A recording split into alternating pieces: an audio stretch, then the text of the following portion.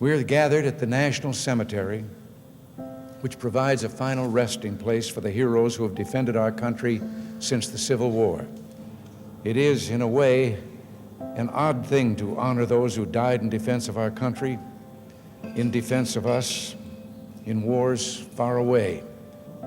They gave up everything for our country, for us. And all we can do is remember. Today is a very special day for all Americans, a day when we recognize and honor the men and women who served in our national military. Because of their bravery and willingness to serve, we live in a nation that is free and secure. There's a price for being able to live in a free country, and this is the final resting place of the heroes who paid that price. Hey campers, Chris and Angie here, Three Happy Campers. A while back we were awarded a Venture Lab cache. Put a lot of thought into it and found the perfect place to put our Venture Lab cache. That's why today we're taking you to the Chattanooga National Cemetery.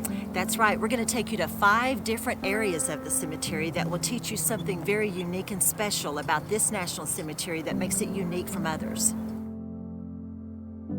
Towards the end of the Civil War, Major General George Thomas established this cemetery to provide a proper burial for the soldiers killed in the battles around Chattanooga. Today, there are nearly 44,000 veterans laid to rest here.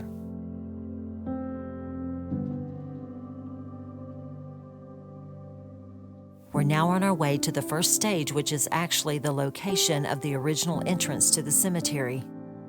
This is one of 5 monumental masonry archways in the National Cemetery system. The other 4 are located in Nashville, Tennessee, Marietta, Georgia, Vicksburg, Mississippi, and Arlington National Cemetery.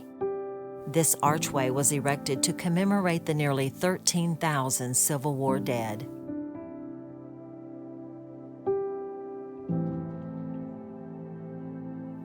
When we began working on our Adventure Lab, we found out some pretty amazing facts, like this is where the first Congressional Medal of Honor recipients are laid to rest.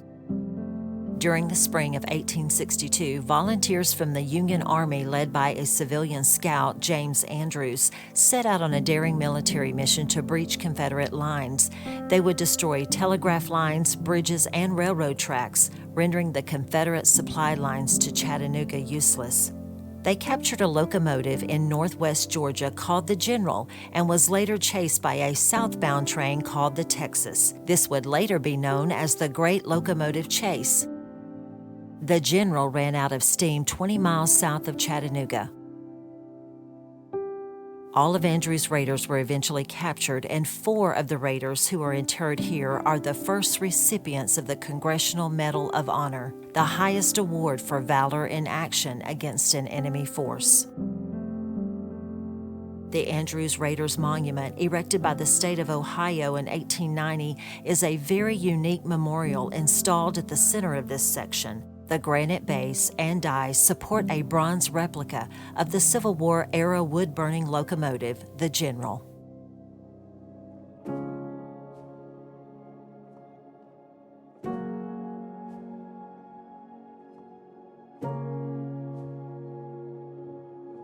Each beautiful white stone represents a past to be remembered and a story to be told. One of the interesting stories we learned about while doing our work on the Adventure Lab was about someone other than a veteran. It's about the sister of a Union soldier in the Civil War. Sarah Wiltsey was an early educational pioneer born in Michigan in 1850. She was an advocate for kindergarten as a great way to prepare a child for elementary school.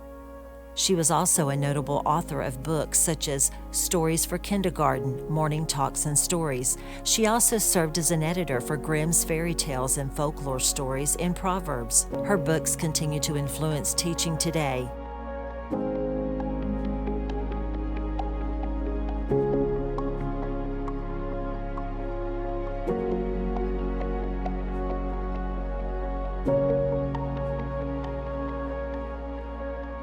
Something very unique about this national cemetery is it is the only national cemetery that contains the remains of prisoners of war from both World War I and II. There are 186 POWs from both wars, 78 from World War I and 108 POWs from World War II. The German government erected this monument to honor the German soldiers who died in American POW camps.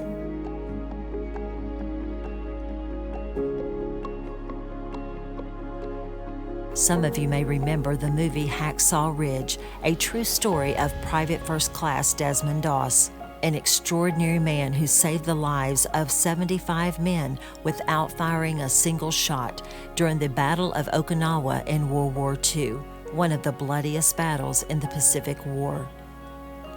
Desmond Doss was born in Lynchburg, Virginia in 1919. He was working in the Newport News shipyard when he was drafted into World War II.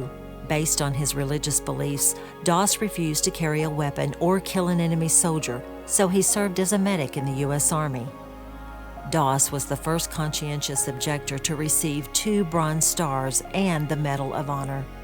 President Harry S. Truman warmly held the hand of Corporal Desmond Doss as his citation was read to those who gathered at the White House on October 12, 1945.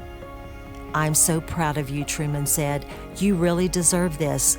I consider this a greater honor than being president."